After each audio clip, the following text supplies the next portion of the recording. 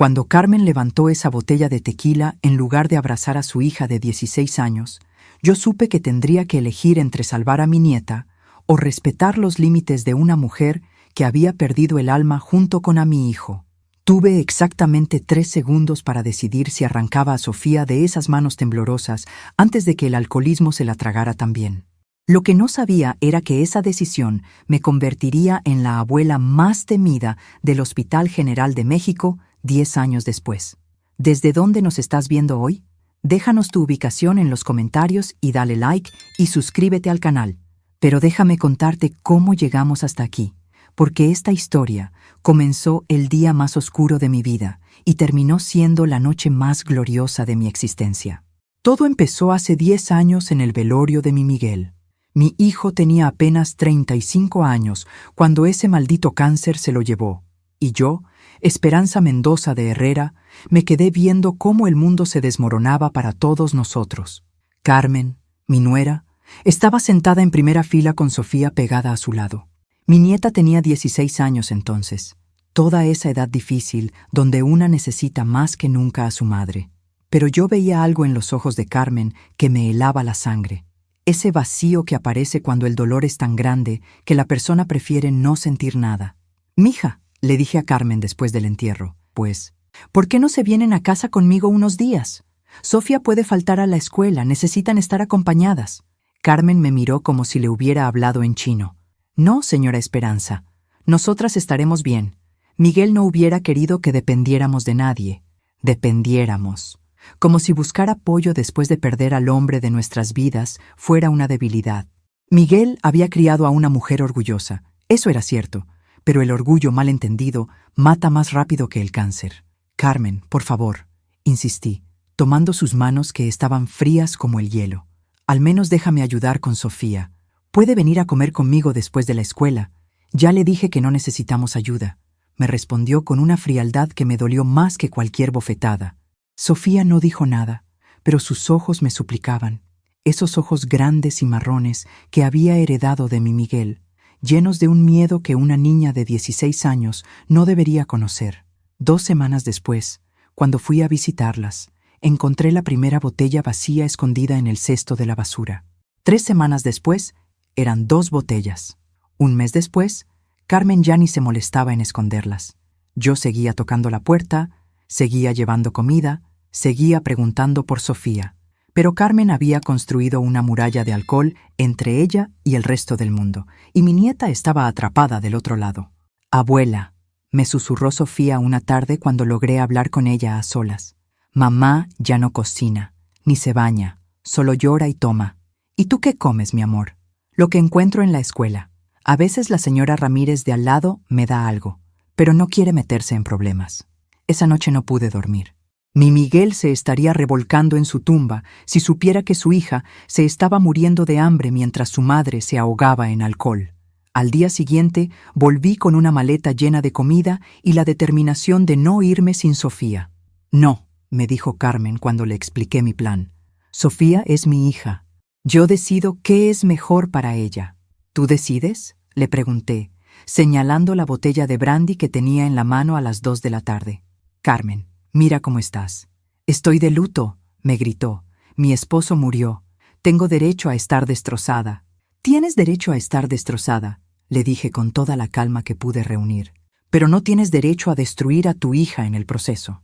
Sofía apareció entonces en la puerta de su cuarto. Tenía la misma ropa de 3 días atrás y había perdido tanto peso que parecía un fantasma. Y ahí fue cuando Carmen levantó esa botella como si fuera lo único importante en su vida. «Escoge», le dije a Carmen, señalando primero a Sofía y luego a la botella que sostenía como si fuera oro líquido. «Escoge ahora, porque yo no me voy a quedar aquí viendo cómo mata de hambre a mi nieta». Carmen me miró con esos ojos inyectados de sangre y alcohol. Durante 10 segundos que se sintieron como 10 años, pensé que iba a reaccionar, que el instinto maternal iba a ganar. En cambio, se llevó la botella a los labios y tomó un trago largo. «Sofía», dije, sin quitar los ojos de Carmen, «ve a empacar tus cosas. Te vienes conmigo». «No puedes llevártela», murmuró Carmen, pero ya no había fuerza en su voz. El alcohol había ganado la batalla. «¿Vas a detenerme?», le pregunté. ¿Vas a llamar a la policía y explicarles por qué tu hija de 16 años pesa 40 kilos? Sofía no necesitó que se lo repitiera. Corrió a su cuarto y en 15 minutos tenía toda su vida metida en 2 bolsas de plástico. 2 bolsas. Eso era todo lo que quedaba de su infancia. Cuando salimos de esa casa, Carmen ni siquiera se despidió. Estaba sentada en el sofá, abrazando su botella como si fuera un bebé. ¿Ya no vamos a ver más a mamá?, me preguntó Sofía en el taxi, con esa voz pequeñita que me partía el alma. Claro que sí, mi amor, le mentí, porque a veces las mentiras piadosas son lo único que mantiene cuerda a una niña de 16 años, cuando esté mejor, cuando esté lista. Pero yo sabía que Carmen había elegido, y no había elegido a su hija. Los primeros meses fueron brutales. Sofía lloraba todas las noches, preguntando por su mamá.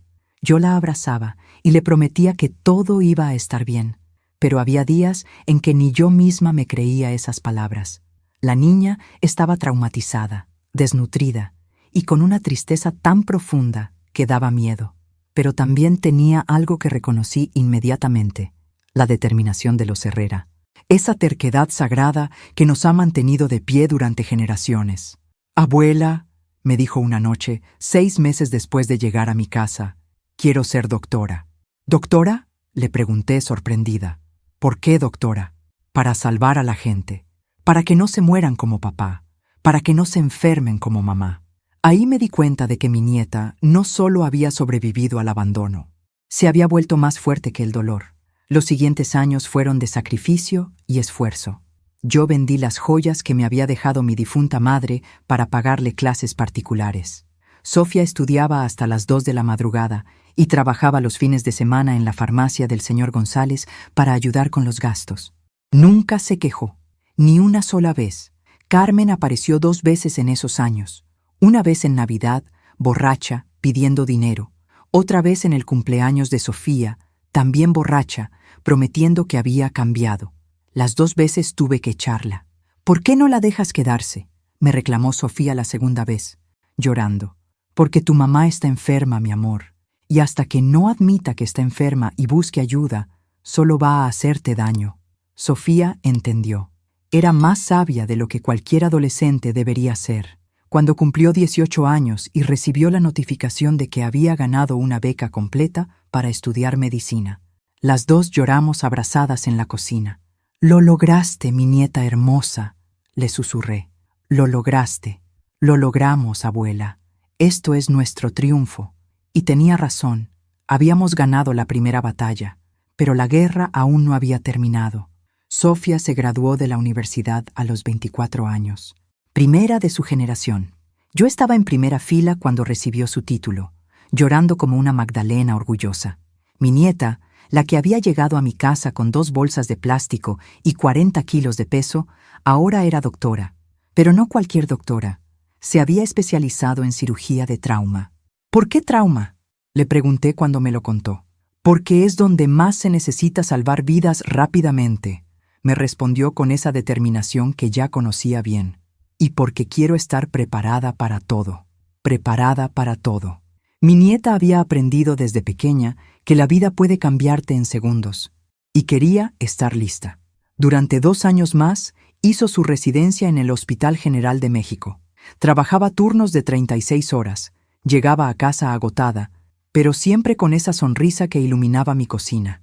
«¿Cómo estuvo tu día, mi amor?», le preguntaba mientras le calentaba la cena.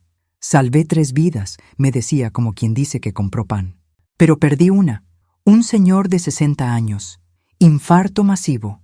Sofía lloraba por cada vida que no podía salvar y celebraba en silencio cada una que rescataba. Era médica hasta el alma.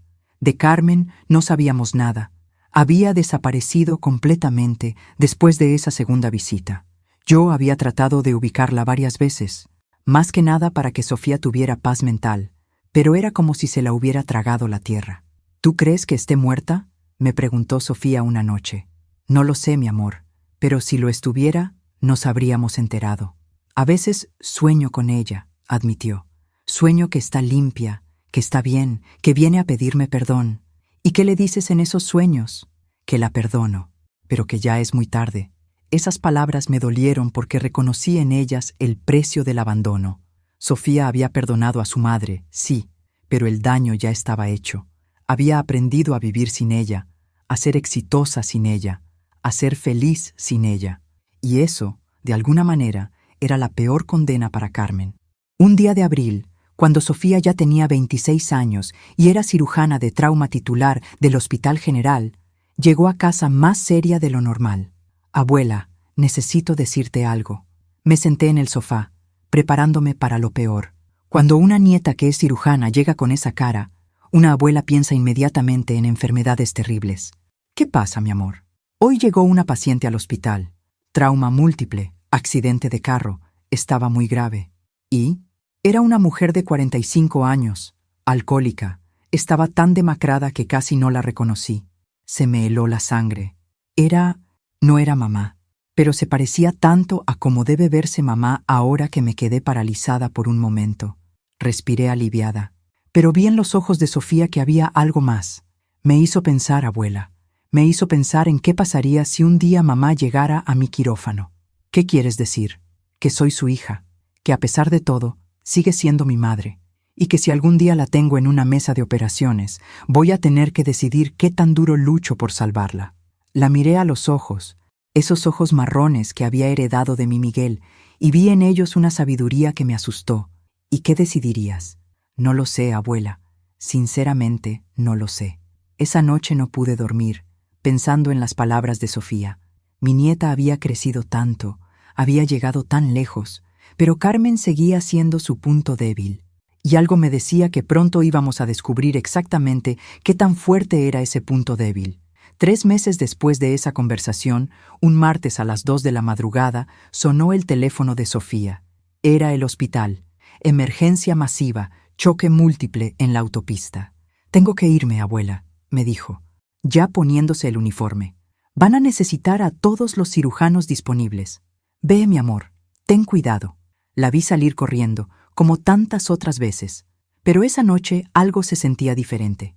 Había una tensión en el aire que me hizo rezar 3 Padrenuestros antes de poder volver a dormir. Sofía me contó después lo que pasó esa noche. Llegó al hospital y se encontró con el caos total. 8 pacientes críticos, todos necesitando cirugía urgente. «Herrera», le gritó el jefe de cirugía, «toma el quirófano 3.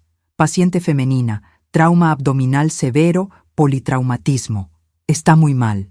Sofía se puso los guantes, se lavó las manos con esa precisión que había perfeccionado durante años y entró al quirófano preparada para otra batalla contra la muerte. Cuando levantó la vista hacia la mesa de operaciones, casi se desmaya. Ahí estaba Carmen, su madre, inconsciente, entubada, con el abdomen abierto y sangrando. «¿Doctora Herrera?», preguntó la enfermera. «¿Está bien?». Sofía me dijo que en ese momento tuvo exactamente 5 segundos para decidir qué hacer. Podía decir que conocía a la paciente y que pasaran el caso a otro cirujano. Podía mantener la distancia profesional y operar como lo había hecho miles de veces. O podía salir corriendo del quirófano. «Empezamos», dijo finalmente. «Retractor, por favor». Durante las siguientes 4 horas, Sofía luchó por salvar la vida de la mujer que la había abandonado. Reparó el vaso desgarrado, detuvo las hemorragias internas, reconstruyó lo que el accidente había destrozado. Y todo el tiempo, me contó después, lo único que pensaba era: «Es mi madre. A pesar de todo, es mi madre». La operación fue un éxito técnico. Carmen sobrevivió, pero quedó en coma inducido durante la recuperación. «¿Se lo dijiste a alguien?», le pregunté cuando llegó a casa esa mañana, agotada, pero con una extraña paz en los ojos. «No, nadie sabe que es mi madre. En sus documentos aparece como Carmen Rodríguez Vega. Se cambió los apellidos». «¿Y qué vas a hacer ahora?». «Esperarla. Esperar a que despierte y decidir qué decirle». Durante los siguientes días, Sofía visitaba a Carmen todos los turnos, se sentaba junto a su cama, le revisaba las constantes, le hablaba de cosas sin importancia. «¿Cómo está?», le preguntaba yo todas las noches. «Mejorando lentamente. Los análisis muestran que su hígado está destrozado. Años de alcoholismo. Tiene suerte de estar viva». «¿Suerte?». «Sí, abuela. Suerte, porque cuando despierte va a tener que enfrentarse conmigo. Había algo en el tono de Sofía que me hizo entender que mi nieta ya no era la niña asustada de 16 años. Era una mujer que había sobrevivido al abandono, que se había convertido en cirujana, que había salvado la vida de su propia madre. Y que tenía cuentas pendientes que saldar. ¿Qué le vas a decir cuando despierte?, le pregunté. Sofía sonrió, y por primera vez en años vi en esa sonrisa algo que me recordó al pequeño demonio que había sido de niña cuando alguien la lastimaba. Le voy a explicar exactamente lo que significa tener una segunda oportunidad, me respondió. Y después vamos a ver si la merece. Carmen despertó el viernes por la noche. Cuando Carmen abrió los ojos y vio a Sofía de pie junto a su cama con la bata blanca de doctora, por un momento pensé que se iba a morir del susto. Sofía me había pedido que fuera con ella para ese momento. «Sofía», murmuró Carmen, con la voz ronca por los tubos. «¿Eres tú?» «Hola, mamá», respondió Sofía con una tranquilidad que me impresionó. «Soy tu cirujana. Te salvé la vida hace 5 días». Carmen trató de incorporarse, pero las suturas la detuvieron. «No entiendo. ¿Qué pasó? ¿Dónde estoy?» «Accidente de carro. Trauma abdominal severo. Estuviste a 10 minutos de morirte desangrada en mi mesa de operaciones». El silencio que siguió fue tan denso que casi se podía cortar con bisturí. Carmen miraba a Sofía como si fuera una aparición, y Sofía la miraba con la frialdad profesional de quien ha visto demasiado dolor para impresionarse fácilmente. «Señora Esperanza», dijo Carmen cuando me vio. «¿Usted también está aquí?» «Estoy aquí porque Sofía es mi familia», le respondí, poniendo énfasis en la palabra familia. «Y porque alguien tiene que asegurarse de que entiendas lo que realmente pasó esa noche». «No recuerdo el accidente», murmuró Carmen. «Tampoco recuerdas los últimos 10 años, aparentemente», dijo Sofía, hojeando el expediente médico. «Según tus análisis de sangre, tenías 0.18 de alcohol cuando llegaste, 3 veces el límite legal. Es un milagro que solo te hayas matado a ti misma». La dureza en la voz de Sofía me sorprendió, pero entendí que era necesaria. Mi nieta había guardado esa conversación durante 10 años. «Sofía, yo...» empezó Carmen. «Doctora Herrera», la interrumpió Sofía. «En este hospital soy doctora Herrera. Y tú eres una paciente que estuvo a punto de morir por las decisiones estúpidas que tomó». Carmen empezó a llorar, pero no eran lágrimas de arrepentimiento. Eran lágrimas de autocompasión, esas que reconocí porque las había visto 10 años atrás cuando eligió la botella sobre su hija. «No me hables así. Soy tu madre». «¿Mi madre?» Sofía se rió, pero no era una risa alegre. «Mi madre murió hace 10 años el día que decidió que una botella de tequila era más importante que su hija de 16 años. Estaba sufriendo. Tu padre había muerto. Mi padre también había muerto», replicó Sofía, y por primera vez su voz se quebró un poco. «Pero yo elegí vivir, elegí luchar, elegí convertirme en algo mejor». «Sofía, por favor». «Doctora Herrera», corrigió de nuevo. «Y no me supliques. Durante 10 años me preguntaste dónde estaba mi madre cuando necesitaba ayuda con la tarea. ¿Dónde estaba cuando me enfermé? ¿Dónde estaba cuando me gradué de la universidad? ¿Dónde estaba cuando me convertí en cirujana?» Carmen seguía llorando, pero Sofía continuó sin piedad. «¿Sabes dónde estaba? Destruyéndose con alcohol mientras yo trabajaba de noche para pagar mis estudios. Mientras la abuela vendía las joyas de su madre para pagarme los libros. Mientras yo me convertía en la mujer que tú nunca pudiste ser. Yo te quería. No, tú querías tu dolor más de lo que me querías a mí. Y esa fue tu decisión». Me acerqué a poner mi mano en el hombro de Sofía. Mi nieta estaba temblando, pero no de tristeza. Era de rabia pura. «¿Sabes lo que más me duele?» «¿Carmen?», le preguntó, usando su nombre por primera vez. «Que ni siquiera una vez en estos 10 años trataste de buscarme. Ni una sola vez te preguntaste si estaba viva, si estaba bien, si necesitaba a mi mamá. No sabía cómo... No sabías cómo dejar de beber por 5 minutos para llamar a tu hija, pero sí sabías cómo manejar borracha por la autopista». Carmen cerró los ojos, derrotada. «¿Qué quieres que haga ahora?». Sofía la miró durante un largo momento, y cuando habló, su voz era de acero templado. «Quiero que te cures. Quiero que vayas a rehabilitación. Quiero que te conviertas en la madre que yo necesitaba hace 10 años. Y después veremos si mereces conocer a la mujer en la que me convertí sin ti, La esperanza que brilló en los ojos de Carmen me dio lástima. Pero Sofía ya no era la niña que esperaba a que su mamá la eligiera. Ahora era Sofía quien iba a decidir si Carmen merecía una segunda oportunidad. Carmen salió del hospital una semana después, con una lista de clínicas de rehabilitación y una cita con psiquiatría. Sofía había usado todos sus contactos médicos para conseguirle el mejor tratamiento disponible. ¿Por qué haces esto?, le pregunté mientras veíamos el taxi llevarse a Carmen.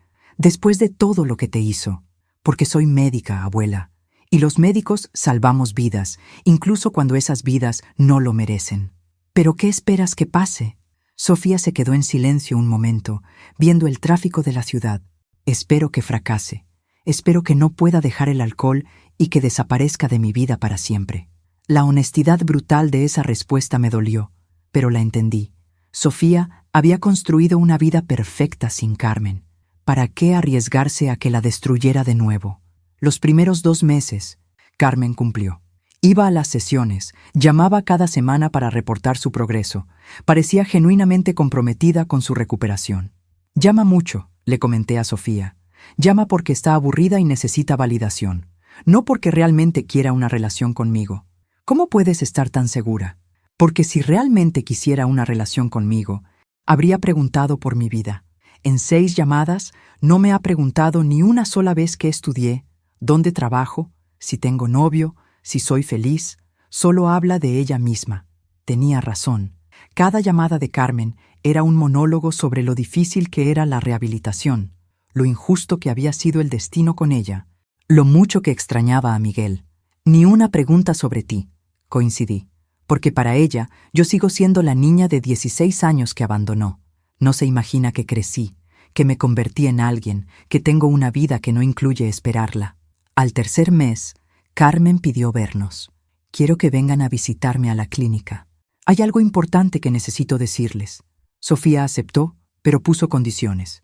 1 hora, en presencia del psicólogo, y si intentas manipularme, me voy. Llegamos a la clínica un sábado por la mañana. Carmen se veía mejor físicamente. Había subido de peso, tenía mejor color, ya no temblaban las manos. Pero cuando empezó a hablar, me di cuenta de que la manipulación no se cura en rehabilitación. He estado pensando mucho, comenzó, sobre lo que pasó, sobre mis errores, sobre ustedes dos. Sofía la escuchaba con cara de piedra. Me he dado cuenta de que fue muy injusto lo que les hice. Especialmente a ti, Sofía. Eras solo una niña. Era una adolescente traumatizada que necesitaba a su madre, corrigió Sofía. Sí, tienes razón. Y yo no estuve ahí para ti. Hasta ahí, todo sonaba bien. Pero después Carmen soltó la bomba. Pero también me di cuenta de que ustedes tomaron una decisión sin consultarme. Me quitaron a mi hija cuando yo más la necesitaba. Se me heló la sangre. Sofía ni se inmutó. ¿Perdón?, dijo Sofía con esa voz peligrosamente tranquila que usaba en emergencias críticas. Tú necesitabas a tu madre, pero yo también necesitaba a mi hija. Estaba destrozada por la muerte de Miguel y ustedes me dejaron completamente sola. Tú elegiste el alcohol, le recordé, sintiendo cómo me hervía la sangre. Estaba enferma. Los enfermos necesitan compasión, no abandono. Sofía se levantó lentamente de su silla. ¿Sabes qué, Carmen? Tienes razón, eras una enferma que eligió su enfermedad sobre su hija. Sofía, por favor, una enferma que me habría matado de hambre si la abuela no me hubiera salvado. Una enferma que me habría destrozado la vida como destruyó la suya. ¡Era mi hija! ¡No tenían derecho! Sofía se rió con esa risa fría que me daba escalofríos. ¿Sabes cuál es la diferencia entre tú y yo, Carmen? Que cuando yo tuve que elegir entre salvarte la vida o dejar que te murieras en mi mesa de operaciones, yo elegí salvarte, aún después de todo lo que me hiciste. Yo también te quería salvar. No, tú querías salvar tu adicción, y ahora vienes a reclamarme por las consecuencias de tus propias decisiones. Sofía recogió su bolsa y se dirigió a la puerta. Espera, la detuvo Carmen. No te vayas así. Dame una oportunidad. Mi nieta se volteó, y en sus ojos vi la misma determinación que había tenido cuando decidió estudiar medicina. Ya tuviste tu oportunidad, Carmen. Se llamaba ser madre, y la desperdiciaste. Entonces, ¿para qué me salvaste? Sofía sonrió por primera vez en toda la conversación. porque soy mejor persona que tú, y porque quería que vivieras lo suficiente para darte cuenta de todo lo que perdiste. Salimos de la clínica y Carmen nunca volvió a llamar, pero la guerra aún no había terminado. 6 meses después de esa visita a la clínica, cuando ya pensábamos que Carmen había entendido el mensaje y se había quedado fuera de nuestras vidas para siempre, apareció en el hospital, no como paciente esta vez, como visitante. Sofía estaba terminando su turno cuando la enfermera jefe la llamó. «Doctora Herrera, hay una señora en recepción que dice ser su madre. Quiere hablar con usted». Sofía me contó después que sintió como si alguien le hubiera echado agua helada por la espalda. «Dile que la doctora Herrera no está disponible», respondió automáticamente. «Ya se lo dije. Dice que va a esperar hasta que salga. Lleva ahí 3 horas». Sofía subió a verme al departamento de rayos X, donde yo trabajaba de voluntaria 2 veces por semana. «Abuela, tenemos un problema». «Carmen. Está en el hospital, esperándome. ¿Qué quieres hacer?» «No lo sé. Parte de mí quiere mandar seguridad para que la saque. Otra parte quiere bajar y escuchar qué tiene que decir». «¿Y qué dice tu instinto de cirujana?» «Mi instinto de cirujana dice que cuando un paciente regresa con el mismo problema después de rechazar el tratamiento, es porque la enfermedad empeoró». Decidimos bajar juntas. Carmen estaba sentada en la sala de espera y cuando nos vio llegar se puso de pie inmediatamente. Se veía horrible. Había perdido todo el peso que había ganado en rehabilitación. Tenía ojeras profundas y las manos le temblaban ligeramente. «Sofía», dijo, y su voz sonaba desesperada. «Necesito hablar contigo». «Doctora Herrera», corrigió Sofía. «Y puedes hablar, pero aquí, en público. Es privado. Todo lo que tengas que decirme puede ser escuchado por mi abuela. Ella es la única familia que he tenido en los últimos 10 años». Carmen miró alrededor, notando que varios pacientes y empleados del hospital estaban observando la situación. «Está bien», accedió finalmente. «Necesito dinero». Ahí estaba, la verdadera razón de su visita. «¿Dinero para qué?», preguntó Sofía con esa tranquilidad mortal que ya conocía bien. «Para tratamiento. Necesito un tratamiento más intensivo, más caro. El que tome no funcionó». «¿Te saliste de rehabilitación?». Carmen bajó la mirada. «Era muy restrictivo. No me dejaban salir, no podía hacer nada.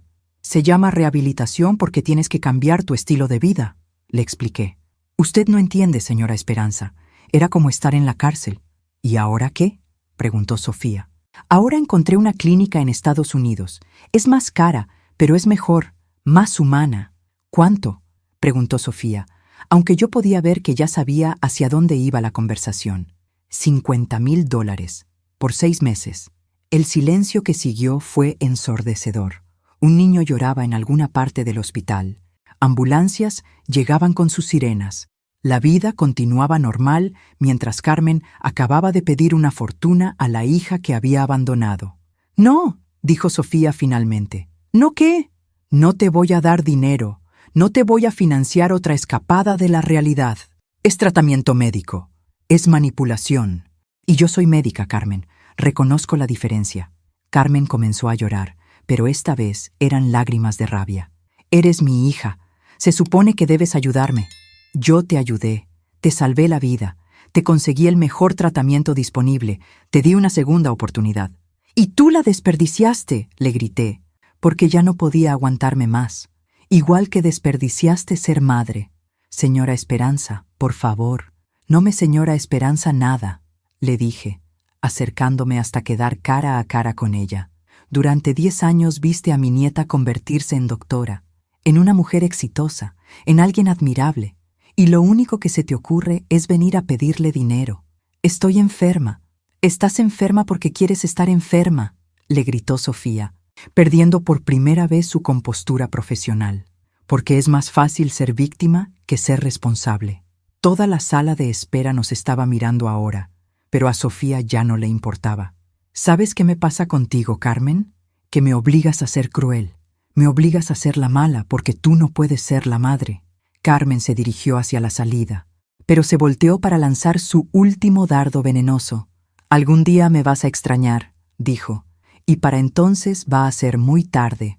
Sofía la miró alejarse y después me miró a mí. «¿Sabes qué, abuela? Ya la extraño. Extraño a la madre que pudo haber sido y nunca fue. Esa noche, mientras cenábamos en silencio, Sofía me hizo una pregunta que me heló la sangre. Abuela, ¿tú crees que soy mala persona por no ayudarla? ¿Tú qué crees? Creo que soy la mejor persona que pude ser a pesar de ella. Y eso ya es suficiente. Pero Carmen no había terminado con nosotras. 3 semanas después del incidente en el hospital, Sofía llegó a casa con una expresión que no le había visto desde los días más difíciles de la residencia. Abuela, necesito contarte algo, y no va a gustarte. ¿Carmen otra vez? Peor que eso. Se sentó a la mesa de la cocina y sacó unos papeles de su bolsa. Hoy llegó esto al hospital. Una citación legal. Sentí como si el suelo se moviera bajo mis pies. ¿Una citación por qué? Carmen me está demandando por negligencia médica. Dice que durante su operación cometí errores intencionales porque tenía conflicto de intereses. ¿Puede hacer eso? Puede. Y lo está haciendo. Leí los papeles con manos temblorosas.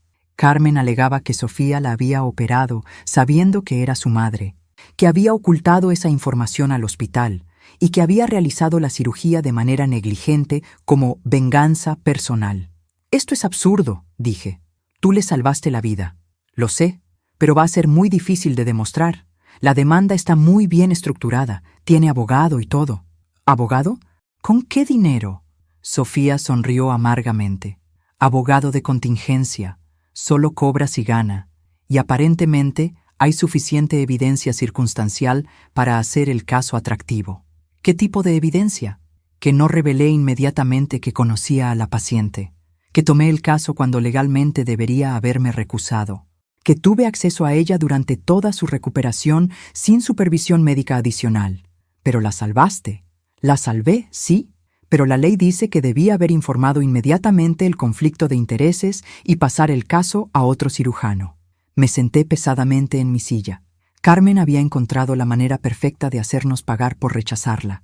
Atacar lo único que realmente le importaba a Sofía, su carrera médica. ¿Qué dice el hospital? El hospital está del lado de Carmen. Técnicamente, violé el protocolo.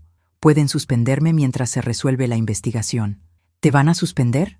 Posiblemente. Y si pierdo la demanda, puedo perder mi licencia médica. Esa noche no dormí nada. Carmen había jugado su carta más venenosa. Si no podía tener a Sofía como hija, iba a destruir a Sofía como médica. Al día siguiente llamé a Carmen. Conseguí su número a través de una amiga que trabajaba en servicios sociales. «¿Señora Esperanza?», contestó sorprendida. «Carmen, necesitamos hablar». «No hay nada que hablar. Ya tomé mi decisión». Tomaste la decisión de destruir a tu propia hija por despecho. Tomé la decisión de exigir justicia. Sofía abusó de su posición médica. Sofía te salvó la vida. Sofía me operó sin revelar nuestro parentesco. Eso es negligencia ética. La frialdad en su voz me asustó más que toda la rabia que había visto antes. Carmen, por favor, no hagas esto. Sofía es lo único bueno que salió de tu matrimonio con mi hijo. Exactamente. Y es lo único que me pueden quitar que realmente les duele. Entendí en ese momento que Carmen no quería recuperar a su hija. Quería destruirla. ¿Cuánto?, le pregunté. ¿Perdón? ¿Cuánto dinero quieres para retirar la demanda? Carmen se rió. Esto no es sobre dinero, señora Esperanza. Esto es sobre poder. ¿Poder sobre qué? Poder sobre Sofía. Durante 10 años ha tomado todas las decisiones. Dónde vivir, qué estudiar, cómo relacionarse conmigo. Ahora yo tengo el poder de decidir su futuro. Carmen, pueden haberme quitado a mi hija, pero no pueden impedir que le quite a ella lo que más ama, ser doctora. Colgó el teléfono y yo me quedé temblando de rabia. Cuando Sofía llegó del hospital esa noche, me encontró empacando una maleta. ¿A dónde vas, abuela? Vamos a pelear, mi nieta. Carmen quiere guerra, guerra va a tener. Abuela, no puedes hacer nada. Esto es legal. Tu bisabuelo no me crió para retroceder ante las manipuladoras, le dije, cerrando la maleta. Carmen cometió un error muy grande. ¿Cuál? Amenazar a mi familia. Sofía me miró con esos ojos grandes que había tenido desde niña cuando no entendía algo. ¿Qué vas a hacer? Algo que debí haber hecho hace 10 años, le respondí.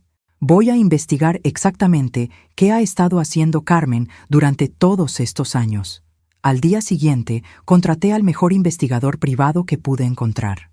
Si Carmen quería jugar sucio, yo le iba a enseñar lo que significaba meterse con una Mendoza. El investigador, un señor serio de 50 años llamado Roberto Vega, me trajo el informe 2 semanas después. Lo que encontró me heló la sangre, pero también me llenó de una satisfacción feroz. Señora Mendoza, me dijo, abriendo una carpeta gruesa, Carmen Rodríguez tiene un historial muy interesante. Sofía estaba conmigo en esa reunión, suspendida temporalmente del hospital mientras se investigaba la demanda. ¿Qué tipo de historial?, preguntó Sofía.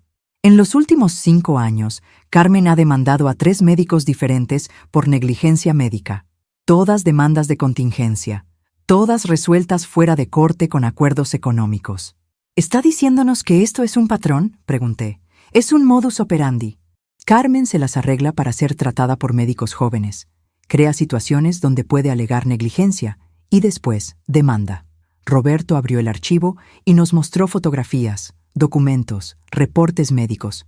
Primer caso, Dr. Martínez, cirujano cardiovascular. Carmen alegó que le había hecho un daño intencional durante una angioplastia. Acuerdo, $50,000. Segundo caso, doctora Fernández, ginecóloga. Carmen alegó que le había hecho una histerectomía innecesaria. Acuerdo, $75,000. Tercer caso, doctor Ramírez, gastroenterólogo. Carmen alegó que le había perforado el intestino durante una colonoscopia. Acuerdo, $100,000. Sofía palideció.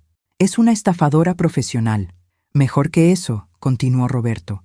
Cada vez mejora su técnica y cada vez apunta a hospitales más grandes, doctores más jóvenes, acuerdos más jugosos. ¿Pero cómo puede hacer esto?, pregunté. ¿Los hospitales no verifican? Los hospitales prefieren evitar la publicidad negativa. Es más barato pagar el acuerdo que pelear en corte, especialmente cuando el médico técnicamente violó algún protocolo. Como no revelar el conflicto de intereses, murmuró Sofía. Exactamente. Carmen es muy inteligente. No inventa emergencias médicas, las busca. Se pone en situaciones donde necesita atención médica urgente. Y después encuentra la manera de crear un caso legal. ¿Cómo sabemos que el accidente de carro fue real?, preguntó Sofía de repente. Roberto sonrió, porque esa fue mi siguiente pregunta. Y resulta que Carmen estaba manejando el auto de un hombre llamado Eduardo Salinas, con quien había estado bebiendo esa noche. Y Eduardo Salinas murió en el accidente. Pero antes de morir, le había contado a un amigo que Carmen le había dicho que tenía una hija doctora que trabajaba en el Hospital General. Se me heló la sangre. ¿Estás diciendo que Carmen provocó el accidente a propósito? Estoy diciendo que Carmen sabía exactamente a qué hospital la iban a llevar. Y sabía que Sofía estaría de turno esa noche. Sofía se puso de pie tan rápido que derribó la silla. ¿Cómo pudo saber que yo estaría de turno? Porque llamó al hospital 2 horas antes del accidente preguntando por los turnos de cirujanos de trauma. La habitación se llenó de un silencio mortal. Carmen no había sido víctima de un accidente. Había orquestado todo para crear la demanda perfecta.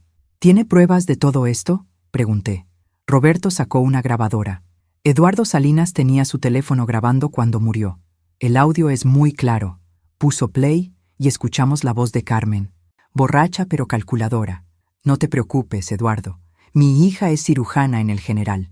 Si algo pasa, ella nos va a atender. Y después vamos a ser ricos. Sofía se sentó lentamente, procesando la magnitud de la traición. Mató a un hombre para poder demandarme, susurró. Y habría matado a más gente si hubiera sido necesario, añadí, sintiendo una rabia que no sabía que podía experimentar. ¿Qué hacemos ahora?, preguntó Sofía. Roberto cerró la carpeta. Ahora van a la policía, porque Carmen no solo cometió fraude médico, cometió homicidio vehicular premeditado. ¿Y la demanda? La demanda va a ser lo menor de sus problemas cuando se entere de que sabemos la verdad. Esa tarde fuimos a la estación de policía con toda la evidencia. El detective que nos atendió era una mujer de mediana edad que escuchó todo el caso sin interrumpir. ¿Están seguras de que quieren proceder?, nos preguntó al final. Una vez que presentemos cargos criminales, no hay vuelta atrás. Sofía me miró y vi en sus ojos la misma determinación que había tenido cuando decidió estudiar medicina. Carmen eligió esta guerra, dijo. Ahora va a vivir con las consecuencias. Al día siguiente, Cuando Carmen fue arrestada en su departamento, estaba preparando los papeles para demandar a otro médico. La guerra había terminado, pero la victoria aún no estaba completa. El juicio de Carmen duró 3 semanas. Sofía y yo estuvimos presentes todos los días, viendo cómo se desmoronaba la imagen de mujer víctima que había construido durante años. La evidencia era abrumadora. No solo habíamos probado que había orquestado el accidente para poder demandar a Sofía, sino que el investigador había descubierto que llevaba 5 años viviendo de demandar médicos. Carmen Rodríguez, dijo el juez al leer la sentencia, usted ha convertido el sistema de justicia médica en su negocio personal.